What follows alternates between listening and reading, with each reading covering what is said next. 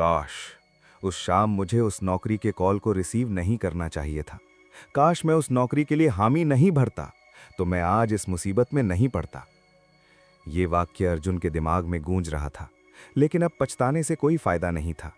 अब उसके साथ जो होने वाला था वो सपने में कभी नहीं सोचा था। ये कहानी है अर्जुन की, जो कुछ घंटे पहले ही घर वापस जाने के लिए रेडी हो रहा था, लेकिन फिर एक फोन आया और सब कुछ बदल गया। अर्जुन 29 साल का एक बेहद खूबसूरत नौजवान था।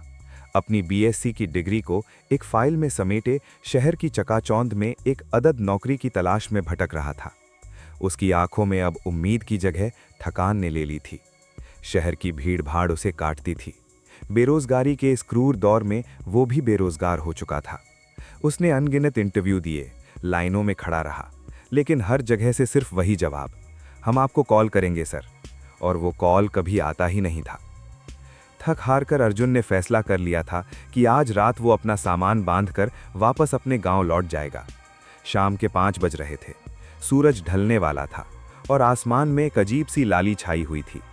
हवा एकदम रुकी हुई सी थी, जैसे तूफान आने से पहले की शांति हो।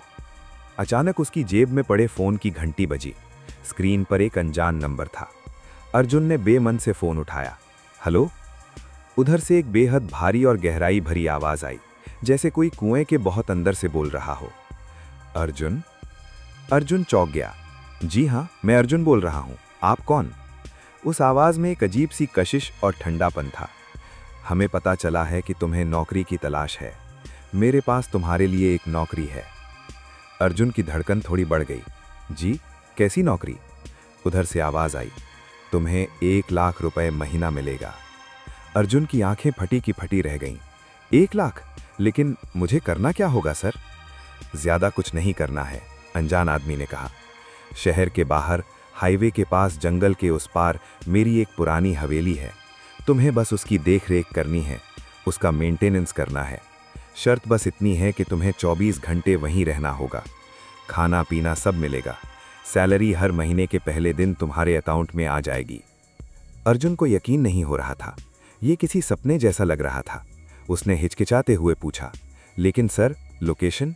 उस आदमी ने एक लोकेशन बताई, शहर के उस हाईवे के पास, और आगे बोला, आज रात 10 बजे तक वहां पहुंच जाओ, गेट खुला मिलेगा। और फोन कट गया। अर्जुन हेलो हेलो करता रह गया, लेकिन उधर से सन्नाटा छा गया था। उसने तुरंत उस नंबर पर वापस कॉल किया तो नंबर डजंट एग्जिस्ट की आवाज आई। अर्जुन के माथे पर पसीना आ गया था। अभी तो बात हुई थी, अभी ये नंबर अमान्य कैसे हो सकता है? उसने सोचा, शायद नेटवर्क की दिक्कत होगी। उसे बेरोजगारी की हताशा इतनी ज्यादा थी कि उसने तर्क को दरकिनार कर दिया। उसने सोचा, आजकल बहुत से अमीर लोग शहर के शोर से दूर जंगलों में फार्म हाउस बनवाते हैं, शायद ये वैसा ही कुछ हो। उसने घर जाने का अपना प्लान कैंसिल कर दिया। एक नई उम्मीद के साथ वो बस स्टॉप की तरफ बढ़ा। अजीब बात यह थी कि उस रूट पर जाने के लिए कोई बस तैयार नहीं थी। काफी देर बाद एक पुरानी खटारा सी बस आई, जिस पर लिखा था प्राइवेट सर्विस। अर्जुन उस बस में चढ़ गया। बस पूरी तरह खाली थी, सिवाय ड्राइवर और एक कंडक्टर के। दोनों ने उसे ऐसे देखा जैसे किसी बकरे को कसाई देखता है, लेकिन अर्जुन अपनी धुन में था। बस चल पड़ी। शहर की रोशनी पीछे छूट गई और बस उस हाईवे की तरफ बढ़ चली जहां सिर्फ अंधेरा और सन्नाटा पसरा था। रात के करीब 9:30 बजे बस ने अर्जुन को हाईवे के एक सुनसान मोड़ पर उतार दिया। यही है रास्ता, कंडक्टर ने कहा, और बस तेजी से धुएं का गुबार छोड़ती हुई आगे बढ़ गई। अर्जुन वहां अकेला खड़ा था। चारों तरफ घना जंगल था। बस झिंगुरों की छरसराहट की आवाज आ रही थी और एक अभिशप्त सन्नाटा पसरा था। उसके मोबाइल की फ्लैशलाइट की रोशनी में उसे एक पगडंडी दिखाई दी जो जंगल के अंदर जा रही थी। थोड़ा डरा सहमा हुआ, पर शायद नौकरी मिलने की उम्मीद लिए अर्जुन आगे बढ़ गया। करीब 20 मिनट चलने के बाद जंगल खत्म हुआ और उसके सामने जो नज़ारा दिखा, उससे अर्जुन की आंखों को यकीन करना मुश्किल हो गया। वहां एक विशाल हवेली थी। वो हवेली खौफनाक नहीं, बल्कि बेहद खूबसूरत थी। चांदनी रात में वो सफेद संगमरमर की तरह चमक रही थी। उसकी डिजाइन किसी राजा के महल जैसी थी। बड़े बड़े गुंबद, नक्काशीदार खंभे और एक बहुत बड़ा मुख्य द्वार जो चांदी का बना लग रहा था। इतनी खूबसूरत जगह और इतना सन्नाटा, अर्जुन ने खुद से कहा। वो गेट के पास पहुंचा। जैसा कि फोन पर बताया गया था, गेट खुला था, पर गेट पर उसे कोई नहीं मिला। वो अंदर दाखिल हुआ। अंदर का नज़ारा और भी सुंदर था। एक बड़ा सा बगीचा था जिसमें तरह तरह के फूल खिले थे, लेकिन अजीब बात यह थी कि उन फूलों से कोई खुशबू नहीं आ रही थी। वो प्लास्टिक के नहीं लग रहे थे, लेकिन नॉर्मल नहीं लग रहे थे। अर्जुन ने मुख्य द्वार को धक्का दिया। दरवाजा बिना किसी चरमराहट के खुल गया। अंदर सजावटी लाइटें जल रही थीं, जिनकी रोशनी सुनहरी थी। फर्श पर मखमली कालीन बिछा था। दीवारों पर बड़ी बड़ी पेंटिंग्स टंगी थीं, जो पुराने जमाने के राजा महाराजाओं की लग रही थीं। हेलो, कोई है? अर्जुन की आवाज़ हॉल में गूंजी, लेकिन कोई जवाब नहीं आया। बस उसकी अपनी आवाज़ लौट कर आई। हॉल के बीचों बीच एक टेबल पर एक नोट रखा था और उसके साथ चाबियों का गुच्छा था। नोट पर लिखा था, स्वागत है अर्जुन, ये हवेली अब तुम्हारे भरोसे है। ऊपर वाली मंजिल पर दाहिनी ओर वाला कमरा तुम्हारा है। आराम करो, काम कल से शुरू करना। लिखावट बहुत ही सुंदर, लगभग मशीनी थी। अर्जुन को राहत की सांस ली। उसे लगा उसकी किस्मत वाकई बदल गई है। वो सीढ़ियां चढ़कर ऊपर गया। उसका कमरा किसी 5 स्टार होटल से कम नहीं था। नरम बिस्तर, शाही फर्नीचर और एक बड़ी खिड़की जिससे बाहर का जंगल और चांद दिखता था। उसने अपना बैग रखा और फ्रेश होने चला गया। सब कुछ इतना सही था कि उसे जरा भी शक नहीं हुआ। उसने सोचा, शायद भगवान मेरी परीक्षा ले रहे थे और अब उसका इनाम दिया है। उसने अपनी घड़ी देखी। रात के 11:30 बज रहे थे। थकान के कारण उसकी आंखें भारी हो रही थीं। उसने खिड़की से बाहर देखा। जंगल अब शांत नहीं लग रहा था। पेड़ों की परछाइयां ऐसी लग रही थीं जैसे लंबे लंबे हाथ हवेली की तरफ बढ़ रहे हों। लेकिन हवेली के अंदर की सुरक्षा और चकाचौंध ने उसे बेफिक्र कर दिया था। वो बिस्तर पर लेट गया, ये सोचते हुए कि कल सुबह उठकर वो अपनी नई जिंदगी की शुरुआत करेगा।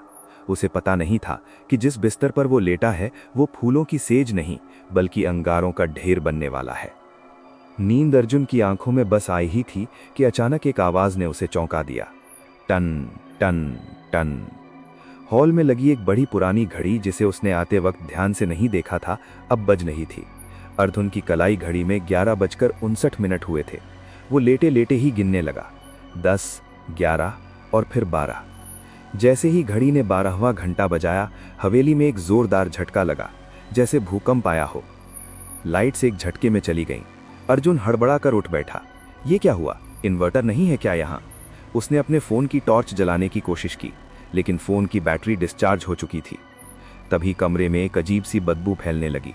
ये बदबू सड़े हुए मांस और पुराने बंद तहखाने की थी। अचानक कमरे के कोने में एक धीमी लाल रोशनी जली। ये बिजली का बल्ब नहीं था, बल्कि एक पुरानी मशाल थी जो दीवार पर अपने आप जल उठी थी। उस मध्यम रोशनी में अर्जुन ने जो देखा, उसकी रूह कांप गई। जिस कमरे को वो शाही कमरा समझ रहा था, वो अब एक खंडहर बन चुका था। मखमली पर्दे अब फटे हुए, मकड़ी के जालों से भरे चीथड़े बन चुके थे। जिस नरम बिस्तर पर वो लेटा था, वो एक टूटी हुई खाट में बदल गई थी, जिस पर धूल की मोटी परत जमी थी और उस पर खून के सूखे हुए धब्बे थे। दीवारों का रंग जो पहले सुनहरा था, अब काला पड़ चुका था और उनसे एक गाढ़ा चिपचिपा काला परल रिस रहा था। अर्जुन की चीख गले में ही अटक गई। ये क्या हो रहा है? वो पीछे हटा और दीवार से टकरा गया। दीवार ठंडी थी, बर्फ जैसी ठंडी, लेकिन वो पत्थर की नहीं, बल्कि मांस जैसी महसूस हो रही थी। तभी उसे हॉल से आवाजें सुनाई दी। वो आवाजें इंसानों की नहीं थीं। ऐसा लग रहा था जैसे सैकड़ों लोग दर्द में कराह रहे हैं, रो रहे हैं, और साथ ही साथ एक शैतानी हंसी गूंज रही है। ही ही ही ही। अर्जुन कांपते हुए कमरे से बाहर निकला और रेविंग से नीचे हॉल की तरफ देखा। उसका दिल जोरों से धड़कने लगा। उसकी आवाज उसे साफ सुनाई दे रही थी। नीचे का वो भव्य हॉल अब नर्क का दृश्य बन चुका था। जो झूमर पहले सोने का लग रहा था, वो अब हड्डियों और इंसानी खोपड़ियों का ढांचा था, जिसमें मोमबत्तियां जल रही थीं। और वहां हॉल के बीचों बीच, जहां उसने नोट पढ़ा था, वहां अब कुछ चीजें खड़ी थीं। वो इंसान नहीं थे। उनके शरीर अधजले थे, त्वचा लटकी हुई थी और उनकी आंखें अंगारों की तरह चमक रही थीं। वो सब ऊपर देख रहे थे, सीधे अर्जुन की तरफ। उनमें से एक, जिसकी गर्दन अजीब एंगल पर टूटी हुई थी, उसने अपना हाथ ऊपर उठाया और उसी भारी आवाज में बोला, स्वागत है अर्जुन, असली ड्यूटी अब शुरू होती है। अर्जुन समझ गया। वो सुंदरता, वो चकाचौंध, वो सब एक छलावा था। ये हवेली किसी राजा की नहीं, बल्कि शैतानों का घर था। ये एक श्रापित जगह थी जो सिर्फ रात के 12 बजे अपना असली रूप दिखाती थी। अर्जुन पलटा और वापस कमरे की तरफ भागा, लेकिन दरवाजे की जगह अब सिर्फ एक दीवार थी। वो फंस चुका था। तभी उसे महसूस हुआ कि उसके पैरों के नीचे की जमीन गीली हो रही है। उसने नीचे देखा, फर्श से खून रिस रहा था और धीरे धीरे उसका स्तर बढ़ रहा था। अर्जुन सीढ़ियों से नीचे भागा। उसे पता था कि ऊपर कोई रास्ता नहीं है। उसे मुख्य दरवाजे तक पहुंचना था। जैसे ही उसने सीढ़ियों पर कदम रखा, सीढ़ियां जो पहले लकड़ी की थीं, अब हड्डियों की बनी लग रही थीं। हर कदम पर कड़क कड़क की आवाज आ रही थी, जैसे हड्डियां टूट रही हों। हॉल में खड़े वे प्रेत पिशाच अब उसकी तरफ धीरे धीरे बढ़ रहे थे। वे चल नहीं रहे थे, हवा में तैर रहे थे। क्यों? अर्जुन चिल्लाया। उसकी आवाज डर के मारे फटी जा रही थी। तुम लोग कौन हो? मुझे यहां क्यों बुलाए हो? वो भारी आवाज वाला साया जो अब सबसे करीब था बोला, हमें भूख लगती है अर्जुन, इंसानों के खून की भूख। हर अमावस को हमें एक नया रखवाला चाहिए होता है, हमारी सेवा के लिए नहीं, हमारे भोजन के लिए। अर्जुन ने अपनी पूरी ताकत लगाकर मुख्य दरवाजे की तरफ दौड़ पड़ा। दरवाजा सामने ही था। वो उस तक पहुंचकर उसे धक्का दिया, लेकिन दरवाजा नहीं खुला। उसने उसे पीटा, लातें मारी, लेकिन वो टस से मस नहीं हुआ। तभी उसने देखा कि दरवाजे पर लकड़ी की नक्काशी बदल रही है। वो नक्काशी नहीं थी, बल्कि पिछले रखवालों के चेहरे थे जो दरवाजे में कैद होकर चीख रहे थे। नहीं, नहीं! अर्जुन रो पड़ा। तभी उसे खिड़की का ख्याल आया। उसने पास पड़ी एक भारी लोहे की मूर्ति जो शायद किसी राक्षस की थी, उसे उठाई और खिड़की के कांच पर दे मारी।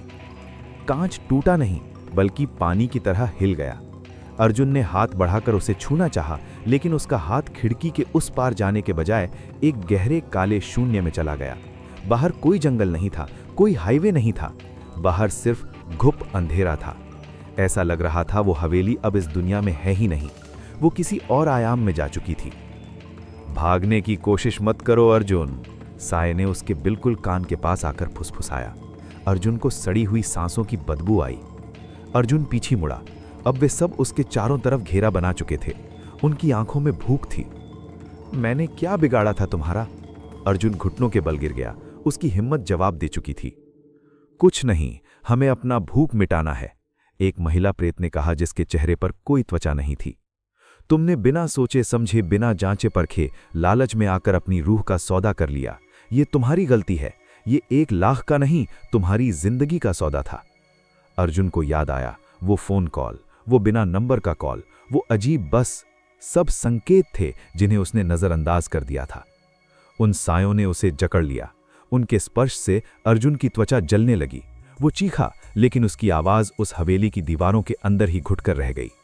धीरे धीरे अर्जुन को महसूस हुआ कि उसका शरीर अब उसका नहीं रहा।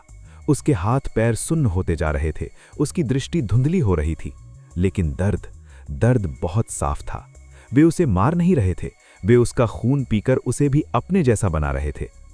अगली सुबह अगर कोई उस हाईवे से गुजरता तो उसे वहां सिर्फ घना जंगल दिखता, कोई हवेली नहीं, कोई रास्ता नहीं। वो जगह वीरान थी। लेकिन अगर कोई बहुत ध्यान से उस जगह पर जाता जहां हवेली थी, तो उसे जमीन पर एक पुराना टूटा हुआ फोन पड़ा मिलता और हवा में एक धीमी दर्दनाक कराह सुनाई देती जो कह रही थी, काश मैंने वो कॉल नहीं उठाया होता। अर्जुन अब उस हवेली का हिस्सा था। एक और नक्काशी उस दरवाजे पर, अगले शिकार का इंतजार करते हुए। उसकी खूबसूरत काया अब एक भयानक याद बनकर उस श्रापित हवेली के अंधेरे में हमेशा के लिए कैद हो गई थी। तो दोस्त, ये थी आज की कहानी। आपको कैसी लगी कमेंट बॉक्स में जरूर बताएं। ऐसी ही कहानियां सुनने के लिए हमारे चैनल बोल बस्ता को सब्सक्राइब करें और वीडियो को लाइक करना बिल्कुल ना भूलें।